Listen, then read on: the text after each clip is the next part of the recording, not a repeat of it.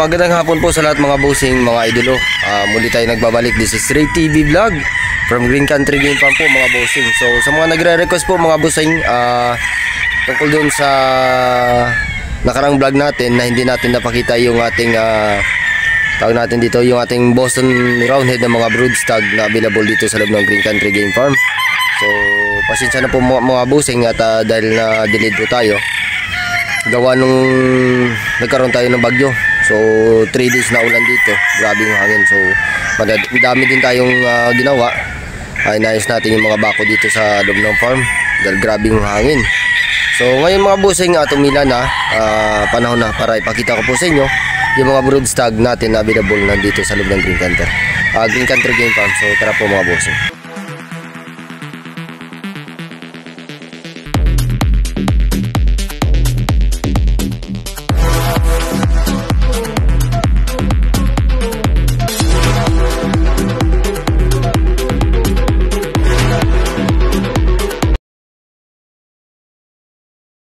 Mga bossing, meron tayo ditong 40 heads na mga broodstag nandito sa loob ng Green Country Game Farm. So ngayong sa araw na ito, yung video natin mga bossing, papakita ko sa inyo yung broodstag natin na Boston Roundhead. So ito po mga bossing, isa sa mga Boston Roundhead nandito sa loob ng Green Country Game Farm. Ayan po mga boss, medyo mahangin lang, so hindi natin makita yung kanyang hindi masyado natin makita yung kanyang forma. Ayan po mga bossing. Ayan. Yan po yung una nating Boston Roundhead broodstag nandito sa loob ng Green Country Game Farm. So mga available po ito mga bossing kukunan natin to ng mga mas magandang angulo mga bossing. Ayan. So ulit pa tayo dito sa kabila mga boss. Ito, dadalawang tipi na to yung dadalhin natin para mabilis tayo mga bossing. So ito naman po yung ating Boston Roundhead broodstag. Ayan. Ayan po mga bossing. Gwapong manok nito mga bossing. Kaya lang medyo mahangin. Ayan. Ayan po siya mga bossing. So lipat tayo dun sa kabila, 1 and 2, 1. Ayan yung una natin video. Ito yung pangatlo mga bossing. Ito yung pangatlo. Ganda na ito. Ayan. Yan yung pangatlo mga bossing, Boston Roundhead. So nga pala sa Team Iskulin mga bossing, kagabi nag-champion tayo doon sa palaban ni Sir Biboy Enriquez. So 5 stag. So nag-champion tayo doon mga bossing. So yung nag-champion, co-champion tayo doon dahil nag-champion po ay 4. So yun po mga bossing, magandang blessing at magandang balita. So congrats sa mga handler natin, sa mga galing nating handler, si Marcian Antequido, si Noriel Angeles, si Ricky, at saka si Buboy, Dario Sofala. Yan mga bossing yung handler ni Boss Martin Esculin. So congrats team. So dito tayo, balik tayo sa ating video mga bossing dun sa ating Boston Roundhead. Ito yung pang-apat natin na video dito sa ating Boston Roundhead mga boss. Ayan, gwapo din mga bossing. Gandang tindig nito mga boss. Ito mga bossing, bago magbagyo, ito sila yung mga dumating dito sa akin. So kasama ng mga ating mga pure din na mga possum at saka 5K. So ito sila yung kasamahan mga bossing. So ito mga boss, national na po ito. Isi-zoom in na lang natin mga bossing dahil hindi na natin nalapitan pa ng konti dahil yung iba ay medyo mailap. So ito yung panglima natin na Boston Roundheads. Ayan po mga bossing. So sa mga nagtatanong, dami na nag-message sa akin kung anong bloodline yung ating ginamit doon. So yung ginamit naming bloodline doon mga bossing, dalawang muff, dalawang puti, at saka isang sweater Boston. So yun yung ginamit namin doon mga bossing. So yung nakalaban naman ni Sir Biboy doon sa first fight natin, I think white po yun. So sa mga nanghihingi ng video, pasensya na po kayo mga bossing dahil Hindi ko po dito may post sa ating YouTube account. Alam niyo naman yung patakaran ni Whitey. Baka magka-problema tayo pag pinost natin dito. Ayan po mga bossing, oh. Ito yung pang-anim natin na Boston Roundhead. Meron siyang white strap. Ayan mga bossing. So ito yung white strap sa Boston. Madalang lang po ito mga bossing lumabas yung white strap. Na katulad nito mga bossing na nakita nyo. Ayan po mga bossing. 1, 2, 3. Number 6 po ito mga bossing. So lipat tayo dito sa number 7. So madami-dami ito mga boss. Kung hindi natin naabutin, siguro nasa 50 heads po ito. Yung nandito lahat na mga broodstag na Boston Roundhead. So ito yung pang 7 natin na Boston Roundhead broodstag. Ayan po mga bossing. So hindi natin medyo makita yung kanilang tindig dahil gawa ng mahangin. Ayan mga bossing. Pero ito maganda ito. Kaya lang medyo mahangin eh. Yan. Yan tumindig siya. 1, 2, 1, 2, 3, 4, 5, 6. 1, 2. Ito pang 7 natin mga bossing. Ayan. Lipat tayo dito sa kabila. Ito yung pang 8 natin. Maganda din to. Magandang tindig nito. Yung pang number 8 natin mga boss. Pang number 8 natin mga boss, oh. Ayan, oh, ayan. Ganda. Ayan.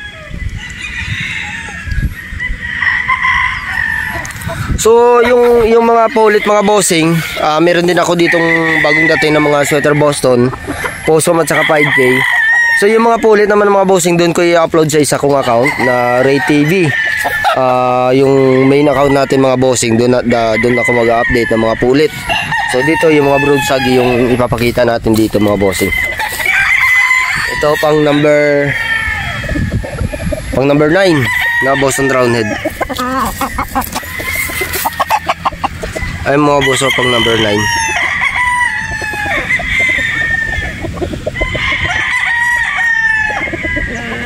So lipat tayo dito sa kabila. Ganda din nito. So ito yung pang number 10 natin mga bossing. Ayan. Pang number 10 natin.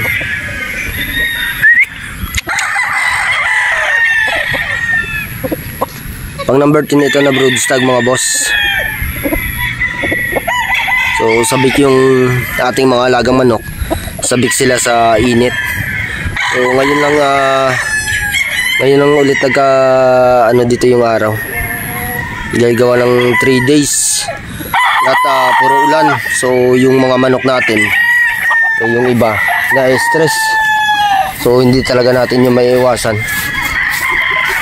So yung ginagawa ko dyan mga boss, ina-applyan ko sila ng vitamins ng Iron Nex. So pagkatapos ng bagyo, ang ginagawa ko dito sa kanila, chinecheck ko yung tuwing umaga yung kanilang mga dumi o yung mga ipot nila. Pag mayroon tayong nakikita na mayroong green at saka puti, so mag-aalinlangan na po tayo dun mga bossing. Gawa ng mapapansin natin pagkatapos ng bagyo, yung mga manok natin ay matatamlay. So yung ginagawa ko dyan mga bossing, nag-a-apply ako ng antibiotic. Kahit anong antibiotic sa tubig yung nilalagay ko dyan, kasi pang maramihan sila mga bossing. So sa tubig ko dinadaan yun, yung antibiotic na ina-apply ko. So 3 days. Kaya mga bossing, isang Boston Roundhead. Ito yung pang 11 natin na Boston Roundhead. So yun. Lipat tayo dito mga boss sa pang 12 na Boston Roundhead. Ayan. Ayan mga bossing. Ayan.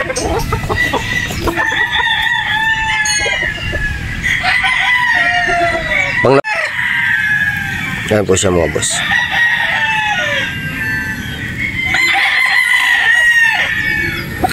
So lipat tayo dito mga bossing. Ay ba pa? Daanan na kaya natin ito kanina. Ito hindi pa natin to napakita. Ayan.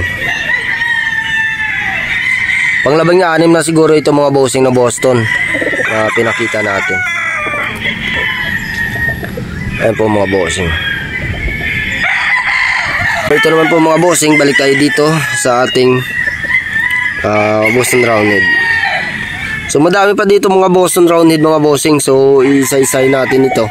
So kung saan lang aabot yung ating video, doon lamang po mga bossing. At sa susunod na araw gawin ulit natin yung mga bossing kasama na yung mga pulit. So sa mga nagtatanong yung pulit, marami ako dito ngayon dumating mga bossing. Sweater Boston, marami ako dito. So ito isa din dito sa mga Boston Roundhead. Madami pa tayong ipapakita dito mga boss na mga ganda.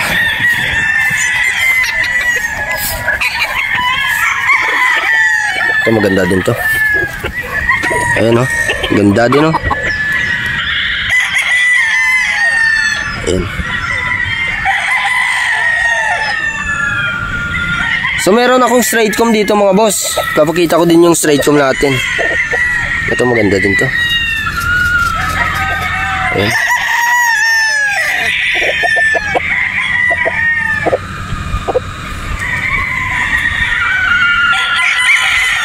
Ayan. So sa mga gustong manood ng video, message nyo na po ako mga bossing. At isasend ko po sa inyo. Ito straight comb na ito mga bossing. Boston Roundhead straight comb. Ayan. Ito maganda din ito mga boss. Oh.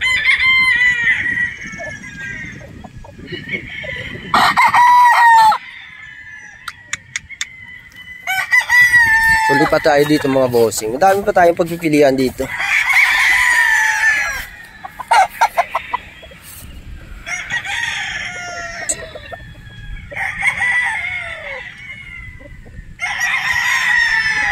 So puntaan natin doon yung mga straight comb natin mga boss. Sana ba yung straight comb ko? Ito sila. Yung iba ng mga P-comb hindi na natin na ipapakita dito mga bossing. Dahil anong oras na? Magpo 4:40 na mga bossing. So ito mga bossing, yung ating Boston Roundhead na straight comb. Ayan sa mga nagtatanong dyan. Ayan po yung straight comb natin. Ayan mga boss. Ganda din na ito.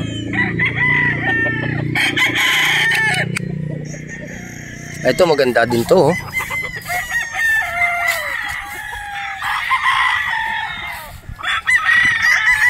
Isang pikom. Gandang pikom na ito. Ganda to. Ayan mga boss, angas oh.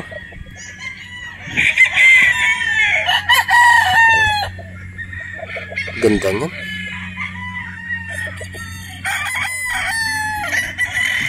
At ito pa mga bossing. So yung straight comb ko dito mga boss, 3 piraso sila ito.